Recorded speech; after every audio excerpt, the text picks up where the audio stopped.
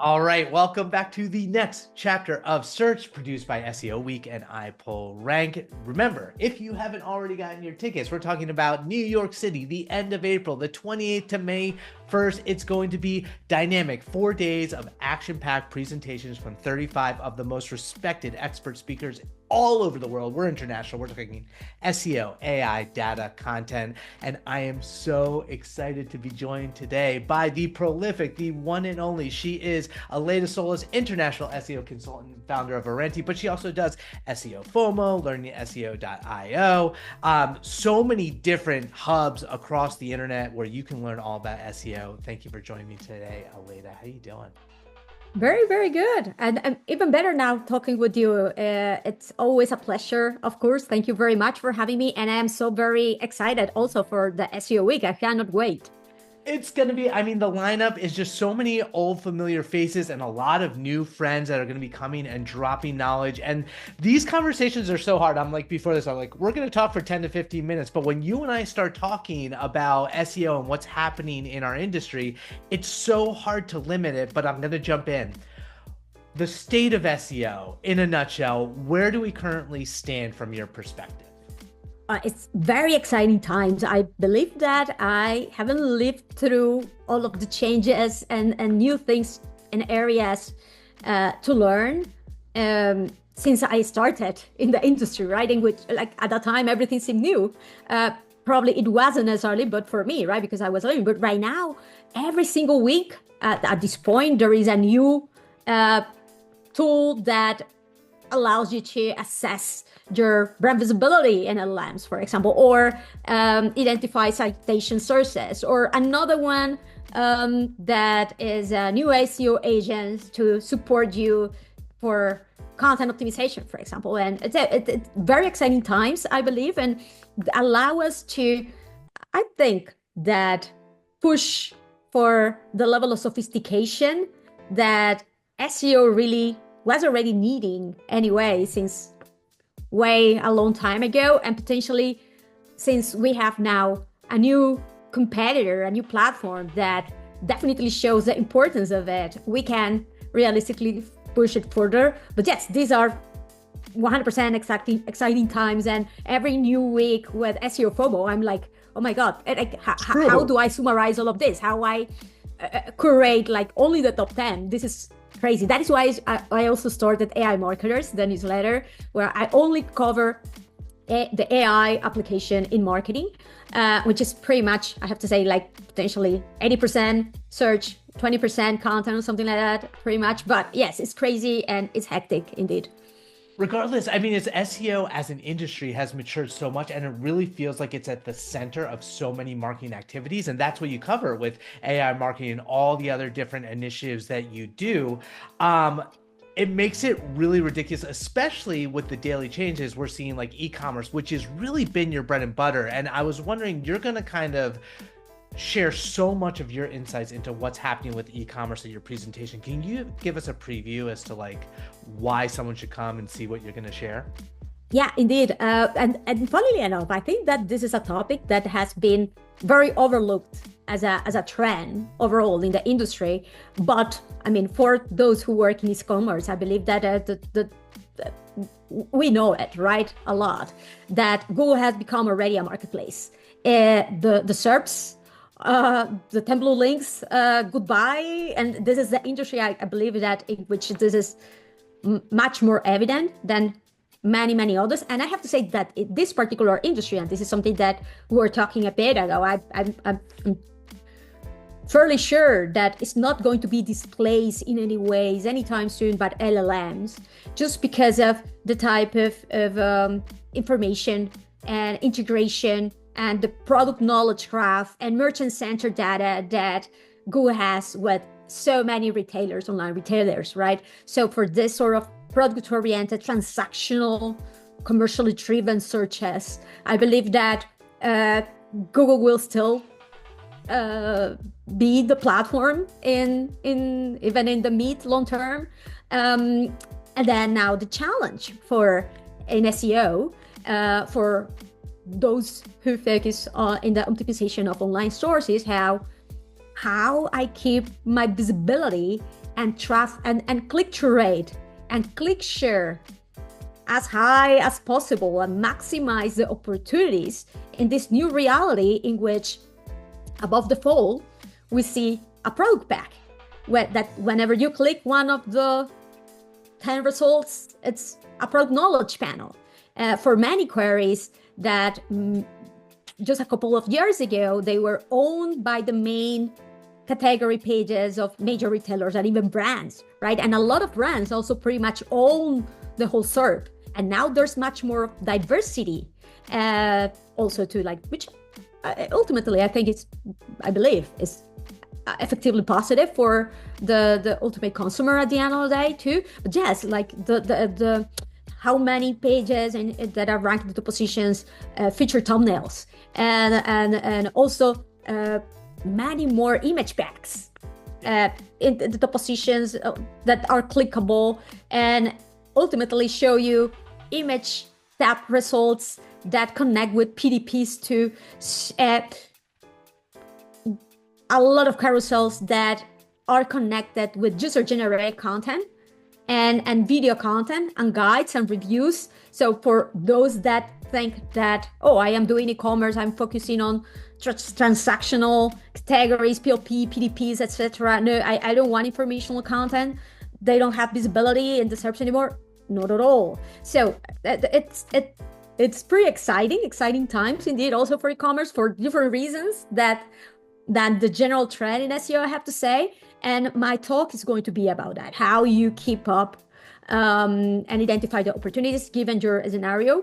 I am doing actually a survey right now through SEO FOMO, the SEO FOMO e-commerce survey, to gather data and insights, not only from my own experience, but from the experience of all of SEO FOMers out there, based on what they are seeing in their e-commerce related SERPs on one hand. And then I'm doing a major study with a couple of SEO platforms out there to identify what is actually winning from an organic search visibility, clickability to traffic, and the engagement that certain type of search features tend to have across e-commerce, different e-commerce verticals, right? Again, AI overviews, the weight that these have and the importance of the role that these have in e-commerce is very, very different than from all the major industries too. So it will be very refreshing, I believe, and interesting to go through it, to share insights, hard data, and then a little bit of more input feedback from the experiences across the industries, and to pretty much have an overview of the state of e-commerce nowadays and what we can expect next based on this trend that we're seeing and how we can do to win. I can't wait. It's so exciting, and it's so important to your point of like you do such a good job of looking at the SERPs and identifying what is Google asking for. You did so much with like the PDPs and saying when are those showing up, when are the images, and there's so much opportunity for brands who are paying attention and not just doing the same things. Like, yes, the fundamentals of SEO will always exist, but you can zero in on another big thing that you talk about is like the revenue metrics and what actually does lead to transactions, how you focus on it. What is one specific tactic that you've been playing around with that someone can do right now for their e-commerce site that you think will be critical to their success? There are a couple of things, and it's true that a lot of visibility is now going and traffic is going to PDPs, and I'm going to cover that in a second, but a lot of brands and online stores, they follow this sort of rules to index, no index facets. And this is pretty static many times. So they did a keyword research back in the day, and they saw that these sort of topics, they don't get as many searches per month. It's not worth it to index them. They do have the product variety and offering to provide a good user experience, to avoid cannibalizing, to avoid being flagged as not worthy to be indexed, but still they don't index them just because back in the day that this validation, this analysis. So my recommendation will be refresh that. It's like at least every 6 months or so, at the very least, you should validating that, because the search behavior of the user search changed a lot, and the trends changed a lot. And this is a really good proof, and something that I have noticed and incentivized many clients to do so is just take a look at the Google sidebar, the filter sidebar for that is shown by Google now across so many product related queries, which, by the way, is also one of those elements that have been really detrimental in terms of click-through rate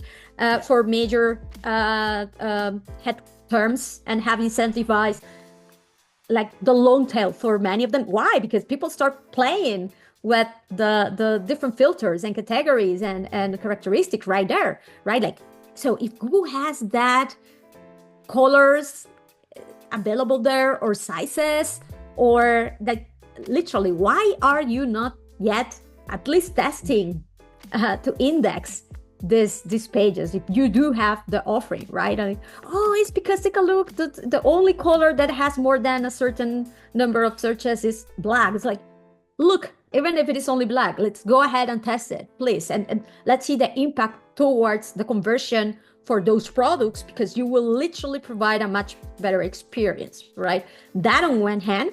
So it's the typical supply and demand type of thing that we like solve problem with it, right? But not necessarily. Just look at the SERPs and take a look at the opportunities there and what Google is highlighting already there. So there's definitely that. And the other thing is the level of granularity that we tend to index PDP with, color variation, sizes again, at the PDP level. Why? Google is incentivizing the last year. Google pretty much spent the last year incentivizing e-commerce to start using structured data to detail the variations of products. Why? Because they want to surface more specific product pages through their product packs and the product knowledge panel. And we need to help them. We need to help them to showcase us more. And the way to do that is to start indexing them better, differentiating them better. The characteristics should be clearly showcased, of course, in the metadata and the descriptions, and the reviews should be specific for each Q&As and the images, of course, to avoid content duplication issues and cannibalization issues. But then again, we can also now leverage also this structured data that Google has provided us to specify across them and make them easy, make them like facilitate their lives to showcase us and to surface our more specific PDPs much more prominently for those more long tail queries that we know that have started to grow more and more in the last few years, and it continues to be growing. It's much more conversational, the search behavior that we're seeing for sure. Exactly. It's such a good point. It kind of leads into my next question, which is that this idea, if it's almost future, thinking, future proofing your content, where it's like, as search behavior changes, because people realize that they can actually search for something super specific, like, a running dad who hurt his back, who needs shoes to be able to run outdoors. We're going to see more queries like that. And if your content kind of speaks to that, you're more likely at that long tail granular level to show up. So speculation time. What do you think like the future of e-commerce SEO is going to look like over the next few years? I believe that we are going to end up getting this AI assistant sort of layer at the top of Google for many product related queries. We already sort of like have been hinted that with many of the AI related features that Google has been releasing, especially for mobile. So to try it on, to personalize the experience much more. And eventually, I believe that, that can end up becoming like a full-fledged assistant. Some people will call it agent, very sophisticated way, very focused on providing like the ultimate online retail sales assistant of sorts, right? So I can definitely see that. I truly believe that, you don't only need real-time data. We know that this data changes all the time with retailers, like the inventory, sales, etc., real-time data that many LLMs not necessarily are able to get yet like that. But yes, Google does. So I believe that Google is the player in the best position to be able to provide that experience. And they have been already testing that a lot. Also from a predictive search standpoint, I believe that we are going to see, based on our current behavior and historical behavior with Google, like hopefully a more sophisticated and more accurate discover-like experience, but for shopping, right? So yes, Google has all this. Google has all the data, and I can see them. They are building little by little that layer of providing that more personalized experience, full customer journey experience into selling, and to not necessarily even leave their UI, right? Their pages in order to complete the whole purchase process, just until the very end, right? So I can see it becoming that eventually. Indeed, let's see if I am right. It's exciting times. It can go either way, but my bet is it will tend to go that way. I mean, I feel like you clearly know what you're talking about, and whether Google kind of, because we hear this conversation in e-commerce of Google and Amazon being the competitors, like what role is Amazon playing? But I think that you're so right of the experience is becoming more AI oriented. Whether Google gets involved in the transaction layer feels inevitable, because that's an opportunity for them to get more money. If you want to have conversations with Aleyda and gab with us about the future of SEO, the next chapter in search, e-commerce, please go get your ticket for SEO Week, April 28th, New York City. It is going to be so much fun. I can't wait to talk to you more, Aleyda. Thank you so much. I appreciate your time. No, thank you very much. And very looking forward to see all of you at the SEO Week. Oh, and last thing, if you haven't filled out her e-commerce survey, go find it on LinkedIn and make sure you fill out that, because the data is fascinating. It's going to help us all. That's for sure. There you go. Okay. See y'all. We'll see you soon.